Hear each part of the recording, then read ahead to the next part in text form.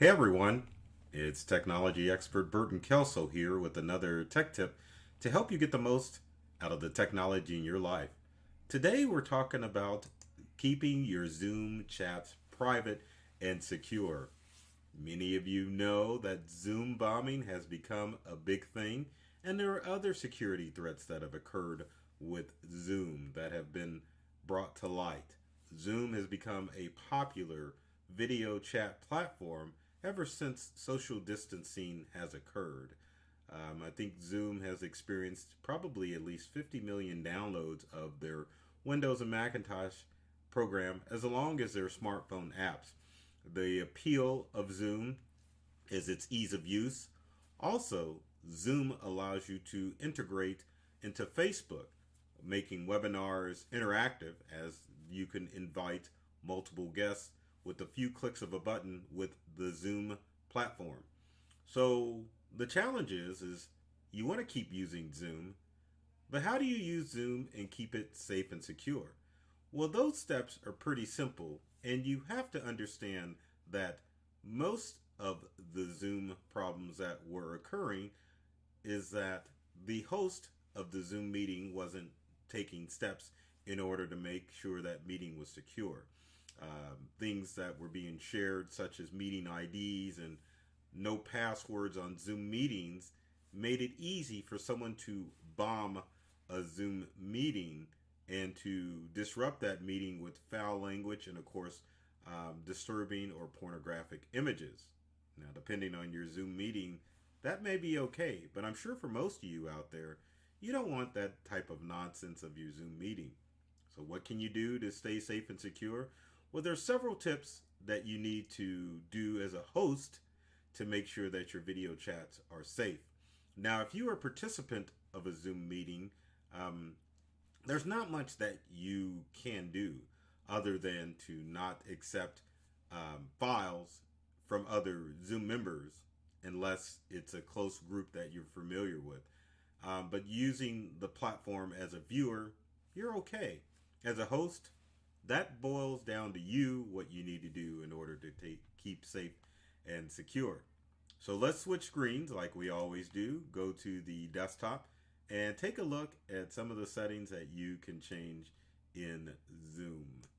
All right, so we've got the desktop going here, and I've got it set up so that we're going to schedule a Zoom meeting. So when you set up a Zoom meeting, what you want to do is follow these steps. So for the start, your topic doesn't really matter, but obviously if you're scheduling a meeting and you want it to show up in Outlook and Google Calendar, like I'm showing here below, you definitely want to give your meeting a specific name. Now, as far as the start date and time, that's more for your participants, as well as the time. Now, the duration, that kind of comes into play because it determines what you're going to use as far as a Zoom account. Now, if you're using the free Zoom account, you get up to 40 minutes of Zoom video and the meeting will shut off. Now, if it's a casual meeting where people realize that you're using free Zoom, then you can just tell people to use the same meeting ID and then you can just jump back into your meeting and continue where you left off. But if you're hosting a webinar and you know your webinar is going to be an hour or maybe a couple of hours, then you definitely want to pay the $14.99 a month for Zoom in order to have longer meeting times. Now, as far as the security aspect of it, one of the things that you don't want to do is to use your personal meeting ID that's listed here below. The risk of using a personal meeting ID is that once it's out there, it's out there. It's like everything else on the internet. Once it's out there, then people will be able to find that meeting ID, and whenever you host a meeting, they'll be able to jump in and host or join into that meeting and disrupt the meeting.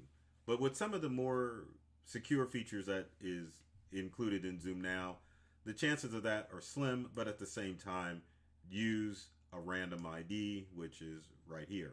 So always make sure that you generate a random meeting ID so that your meeting is has a level of security. That way the whole public can't get to it. And it doesn't matter if you've got a series of Zoom meetings, always generate a automatic ID to keep things random. And the other thing you want to do with some of your meeting participants, maybe you want people to not see that ID, post it if you created a graphic for that Zoom. You might want to let people know that you're hosting a Zoom meeting, but at the same time, you don't want to publicly advertise that Zoom meeting. You want to get people to sign up or, yeah, to sign up for the meeting so that you can email them the meeting ID and along with a password to make sure that you keep your meeting safe and secure. Now, one of the other things that you can do, speaking of passwords, is to require a meeting password to jump in a Zoom account. Now, this happens if you have used your personal meeting ID and made it public. If you slap a password on that meeting ID, then it definitely will keep your Zoom meeting secure and keep all of those bombers out. Some of the other things that you want to do as far as your Zoom meeting, because you have to worry about the audio and video aspect of it, is as far as a host, you can make sure that your video is on unless you don't want your video on. Now, obviously, you want your video on in Zoom meetings because you want people to interact with you. And also, if you go into that feature of screen sharing, you can have the screen show up on there, but you also want your video on too as the host so that people can interact with you. There's nothing unsecure or bad about having the host share their video. However, participants, you want to make sure that the video is turned off, because this is when some of the more disruptive things happen in your Zoom meeting when you've got video on. Video with video, the participants can come on and make lewd comments, so you definitely want video off for your participants. Same thing with your microphone, and I'll show you that here in a second. Now, as far as the calendar settings are concerned, doesn't really matter. If you want, when you schedule a meeting, if you want it to show up in Outlook, or if you want it to show up under Google Calendar, you can have those features come on. Other calendars, if you've got another calendar, it will not generate or try to auto schedule that. Now, moving on, let's look at other options and let's see if we can get some of those up so yes, you can see them all. So another thing that you can do is to enable waiting room. Now, what waiting room does is that when someone joins your Zoom meeting, it puts them into a holding pattern, and you will get an alert either during or before your Zoom meeting that you have people in your waiting room. A waiting room is a good way for you to filter through the participants of your meeting. You might want to, again, if you're scheduling a Zoom meeting or a webinar, you might want to get the names of the participants who have signed up for your Zoom meeting. Enable the waiting room option. That way you can kind of screen them out and make sure that everyone who's signed up for your meeting is actually the ones that are going to attend your meeting. If any strangers are in there, you can keep them in the waiting room, and you have to enable them to join your meeting before they can be a part. An option that you don't want to check is the enable join before host. Now, this is a killer as far as your Zoom meeting is concerned, because if you enable other people to join your Zoom meeting before you show up, that is a big no-no, because people can commandeer that meeting and be ready to share lewd and offensive images and language, and it can actually dissuade or run people off from your Zoom meeting. So make sure that you never enable join before host on any of your Zoom meetings. The other thing that you want to turn on is mute participants upon entry. So what this does is that it will mute people when they join. That way they just can't come in with disturbing foul language. And many people that join Zoom meetings will have other activities going on. Maybe they're listening to you, but they're conducting other business on the end. So if you don't mute your participants, you can potentially have some disrupting noise or background noise in your meeting that other people don't want to hear. So make sure that you mute your participants before they join or as soon as they join your meeting. Now, only authentic users can sign into Zoom. This is an option that you can enable. It basically means that someone has to have an authorized Zoom account in order to join the meeting. And then finally, automatic record meeting. That's up to you. But I will say that if you are going to record a Zoom meeting, you want to make sure that you store it locally on your device rather than in the cloud of your Zoom account. The reason being, and we are going to delve into this, but to make a long story short, there many folks have signed up with their Zoom accounts using the same login credentials as, say, Google or Facebook. When you do that, it's easy for cyber criminals to get into your Zoom account. And once they get access to your Zoom account, they could go onto your account on the web, and any videos that you've recorded that you may want confidential can be discovered and downloaded onto someone's device. So if you are going to record your Zoom meetings, make sure that you always share it or store it locally so that people can't access your account. Now, once you've got your Zoom meeting on and enabled, there are some features that you can quickly access during your Zoom meeting to keep a handle on what's going on. Now, switching back to our desktop, I'm going to raise my screen up a little higher so that you can see it. So, now, under the far left-hand side of these settings are more for you. This is your microphone setting. As you can see, this Zoom meeting is recording my audio, so it shows that my voice is affected my microphone. Now the video, since I'm in the midst of recording a video on Windows and Macintosh computers and even smart devices, you can't share video. So video will not start because I'm already using the camera, obviously. These are settings again. This is the stuff that's on your end. Now, as far as security, this feature is fairly new within Zoom. So if you want to access some of the security features while you're in a meeting, you can click on security. And here are some of the things that you want to take a look at, because just to make sure that you've dotted your I's and crossed your T's and you're minding your P's and Q's, you want to check your security settings as a host before you enable your meeting.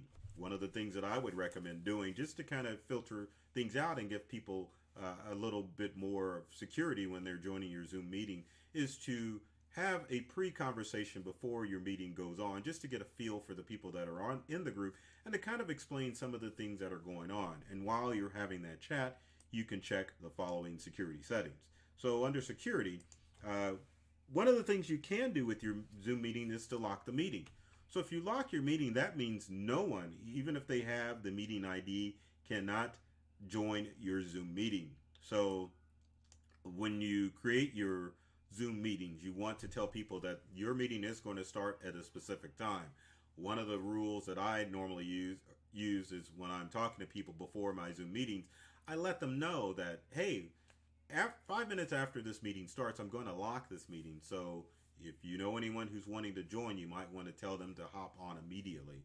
But once you lock that Zoom meeting, then no one can join unless you go in and unlock it. Another thing you can do under the security tab within your Zoom window is to enable the waiting room. If you forget and you start your Zoom meeting, you can definitely go here and enable the waiting room for your Zoom meeting. Other things that you want to turn off is the share screen. So make sure that you tell participants not to share their screen. You can also enable chat or disable chat, depending on what you want to do. Now, sometimes with chat, people can say disparaging things, but the flip side of chat is a good way to interact with your Zoom participants, because they can send messages back and forth to you, so that if you've got a Q&A or question and answer session going on, you can have people send you a text message and then you can respond by verbally rereading the question and then responding back. Uh, One of the other things you can check under security is turning the option off for people to rename themselves. Again, this is a feature part of Zoom bombing where people can rename themselves to something offensive, so you definitely don't want that feature going on. Now, one of the other ways that you can check, and probably the final and easy way to check the participants of your Zoom meeting, is through the chat window. So if you go to the chat window, if you were in a live meeting, you can make sure that everyone, if you see all the participants of your meeting, you will see icons for both the microphone and the video. So again, this is another feature that you can go through, look at all the participants of the meeting, and you can make sure that their video is not showing, and you can also mute all their microphones and make sure that you can only unmute their microphones as opposed to people jumping in and unmuting them themselves and disrupting the meeting. Now again, when I conduct Zoom meetings, I always open it up for questions and answers, because in some instances people are watching from their smart devices and they're not always able to interact via a chat message. So if you take control of the reins, let people know that there's going to be a question and answer session after your formal presentation, you can enable it where people can communicate with you, and that way it doesn't disrupt your Zoom meeting.